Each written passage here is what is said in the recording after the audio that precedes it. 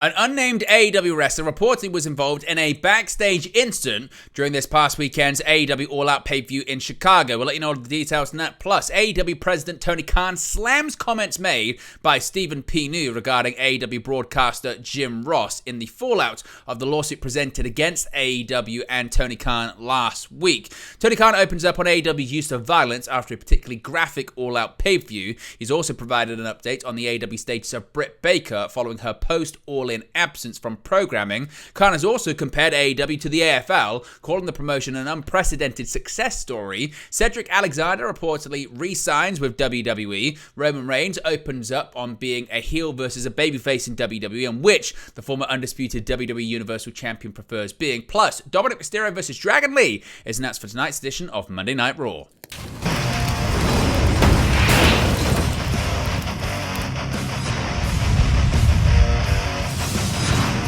Hey guys, welcome back to Wrestling News 365. Hope everyone is doing very well. As always, there are plenty of news stories to get into in the world of professional wrestling. Let's begin with news of a backstage incident during this past weekend's AEW All Out pay-per-view in Chicago, Illinois.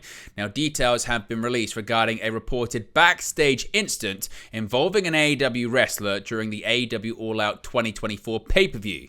Now, when speaking on Wrestling Observer Radio, Brian Alvarez discussed a backstage incident involving an unnamed AEW star and a member of the company's production team. The incident reportedly took place prior to All Out's co-main event between Bryan Danielson and Jack Perry for the AEW World Championship, and saw security, quote, sprint backstage, end quote, according to Alvarez. While the identity of the wrestler was not disclosed, it was noted that it was someone not featured on the All Out card. Alvarez explained, quote, so before this match started, a bunch of security dudes just start sprinting backstage.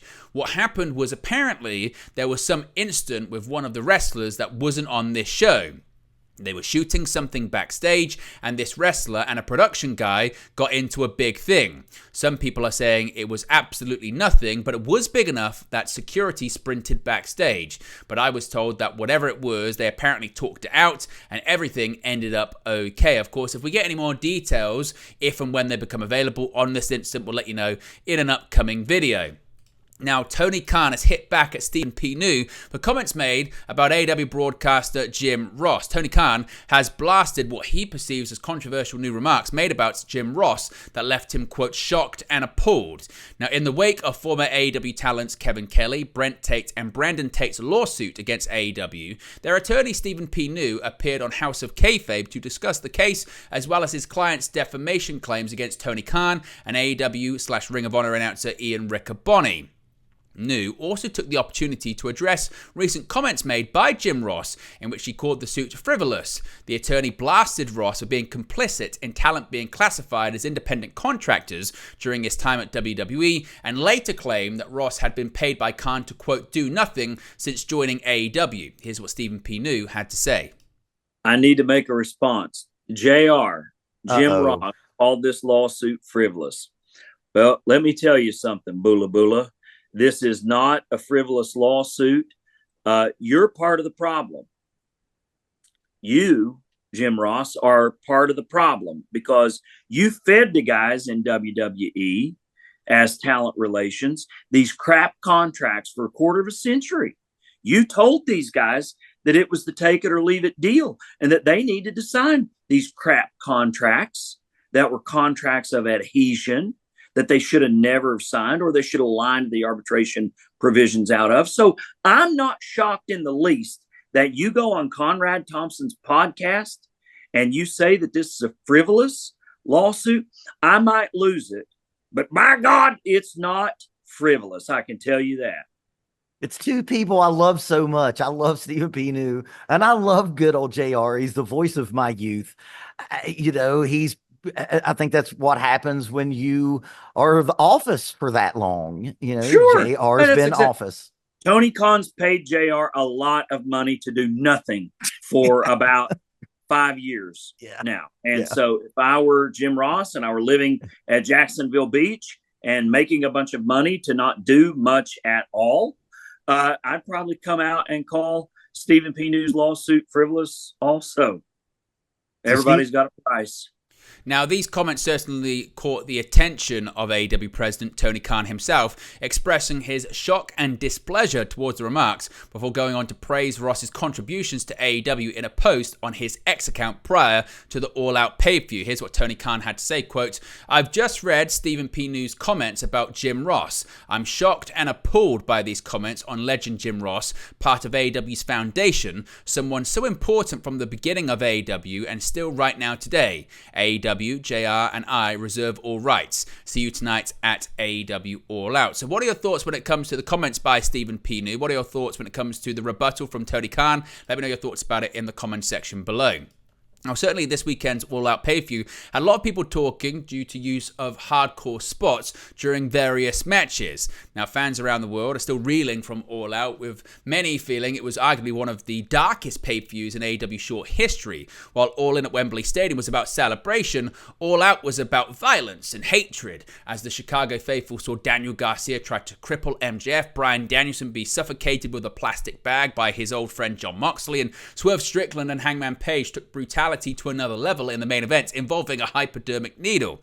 Now, AEW president Tony Khan was asked about how some of the most brutal moments on the show came about in the post-show media scrum, and more importantly, knowing where the line that should not be crossed actually is. He said, quote, "I think it's something that the company has gotten better and better about," Khan said. "We have the smartest pro wrestlers, the smartest coaches. We've only added more great wrestlers. We've seen the roster get better and better, and in the backstage, more coaches and more great people. A lot of thought went into tonight's show, and you saw, in my opinion, the best professional wrestlers in the world go out there, and you saw so many different things."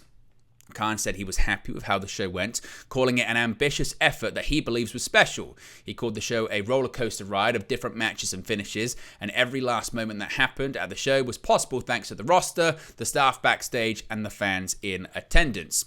Now, one thing that people have been talking about is Britt Baker. What is her status right now in AEW? Of course, Dr. Britt Baker, DMD, made her big return to AEW at Forbidden Door and immediately entered into a feud with Mercedes Moné over the AEW TBS Championship.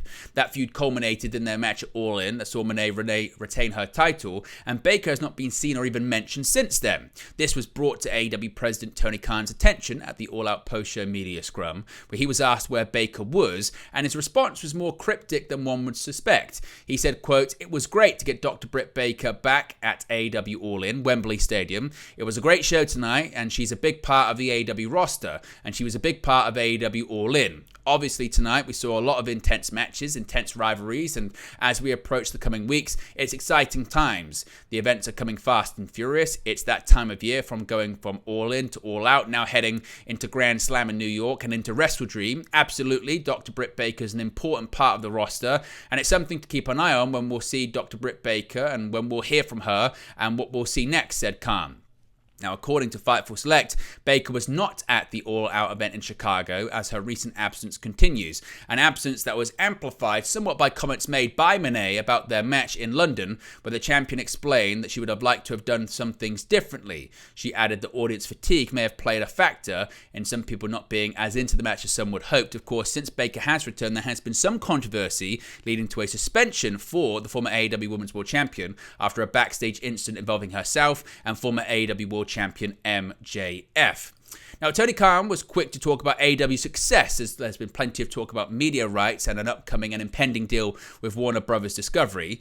Now, starting from ground zero in 2019, All Elite Wrestling has since risen to arguably the second biggest professional wrestling promotion of the modern era behind WWE. During the AEW All Out post-show media scrum, AEW President Tony Khan reflected on the company's rapid growth, describing it as an unprecedented success story, similar to that of former American Football League, the AFL. Quote, "As a historian of sports, as I'm getting ready for NFL kickoff and getting ready to head down to Miami for the Jaguars kicking off hours from now, I have to say that the last time that a challenger sports league in this continent had the percentage of the market that AEW has in their industry would be the AFL," Khan said. "The AFL was a great sports league. They had great stars. The NFL is the biggest media enterprise in the world, and the AFL came in and they got real market share. Of course, we all know they merged, created the Super Bowl, the greatest greatest game, the greatest entertainment property, Khan added. Together, the NFC and the AFC form the NFL, the greatest sport, the greatest media enterprise, and the greatest marketing machine in the world. As Khan mentioned, the AFL emerged as a legitimate competitor to the National Football League throughout the 1960s, so much so that the NFL proposed the idea of a merger that later went into full effect in 1970. Though Khan made no indication of a merger happening between AEW and WWE, he remains proud of AEW's own surging market share, one that he believes could potentially solidify his wrestling company as the second most profitable in industry history. More recently, AEW sold over 50,000 tickets for its 2024 All-In Pay-Per-View event, surpassing that milestone for the second year in a row. Now, speaking of WWE, Cedric Alexander is going to be sticking around in the company for a number of years. Fightful Select's Sean Ross Sapp confirmed that Cedric Alexander has re-signed with WWE, and it actually happened earlier this year. Fightful have been told that the deal is multi-year in length like many others. Alexander joins a number of WWE talent that re-signed in 2024. MVP had noted recently that he believes Cedric had re-signed with the company. During his time in WWE, Cedric has become Cruiserweight, Raw Tag Team, and 24/7 champion. In addition to winning a Slammy Award, Alexander was a member of the very popular Hurt Business faction. This year, Cedric has competed in the WWE Speed Tournament and was set to team with Ashanti the Adonis. However, after vignettes of the two aired, both ended up popping back up in NXT. Alexander hasn't wrestled since the end of July. Now, Roman Reigns has discussed being a babyface and a heel in WWE. WWE superstar Roman Reigns has opened up about being a face and a heel in the company, and which he prefers to portray on screen. For the majority of his WWE career, Roman Reigns was thrust upon the WWE universe as a babyface, with WWE projecting him to be their next big babyface, which fans didn't accept. But ever since he became a heel as the leader of the Bloodline, Reigns seems to have won over the fans, which was reflected in an incredible ovation he received when he returned recently to WWE once again as a babyface. During a recent interaction with Bloomberg, Reigns, who was accompanied by his wise man Paul Heyman, was asked if he prefers to be a babyface or a heel in WWE. He said, quote, "Well, the business is at its most successful with me as a heel, but the future looks bright as a babyface," stated Reigns. "It's much easier. I think babyface is an easier side to actually perform in, but it's so much more fun to be a bad guy." Reigns, of course, for a long time was a babyface in WWE, despite the fans not warming up to him maybe as WWE would like. But that changed in 2020 when he returned after a brief hiatus to showcase a new character. His heel run lasted 4 years, ending earlier this year following his defeat to Cody Rhodes at WrestleMania 40. During his spell away from WWE after his match with the American Nightmare and the hijacking of the Bloodline leadership by Solo Sikoa, fans were vocal about their love of the former undisputed WWE Universal Champion. He received a vociferous reaction when he returned at SummerSlam, with some even calling it a godlike response, finally winning over the very same fans who had rejected him in the past. And finally, of course, tonight, it's Monday Night Raw, the season premiere of Monday Night Raw. It's WWE Week on USA Network, with all three brands in WWE being on the same network. And Dominic Mysterio will battle Dragon Lee on the September 9th episode of Raw. WWE made the announcement on social media. Lee and Dominic have competed against each other in the last 2 weeks of Raw. On August 26th, the Judgment Day, that being Carlito, Dominic Mysterio, Finn Balor, and JD McDonough, defeated the LWO, that being Cruz del Toro, Dragon Lee, Joaquin Wilde, and Rey Mysterio, in an 8-man tag team bout. Last Monday, Lee and Dominic were part of the triple threat match against Ilya Dragunov in the WWE Intercontinental Championship and #1 Contendership Tournament. Obviously, there are several more matches announced for tonight's edition of Raw, being the WWE Intercontinental Championship #1 Contenders match, with Jey Uso facing Braun Strowman versus Ilya Dragunov versus Pete Dunne. The WWE Women's Tag Team Championships are on the line, with Bianca Belair and Jade Cargill defending against the unholy union of Alba Fire and Isla Dawn. There will be a street fight with the Wyatt Six, that being Dexter Lumis, Joe Gacy, Eric Rowan, and Nikki Cross, facing off against American Made, that being Julius Creed, Brutus Creed, Chad Gable, and Ivy Nile. We're also going to see an appearance from WWE Hall of Famer Bret the Hitman Hart, of course taking place in Canada, and the aforementioned match between Dominic Mysterio and Dragon Lee. But there you go, guys, the latest pro wrestling news for you. Be sure to smash a like on the like button, be sure to subscribe bottom right hand corner. As always, let me know your thoughts in the comment section below, and I'll speak to you again very, very soon. Hey guys, thank you for watching, listening, streaming, or however you come across today. Be sure to click on the video on the right there to watch our next video, or click the bottom there to subscribe, or the bottom right hand corner. Thank you very much, and I'll speak to you again very soon.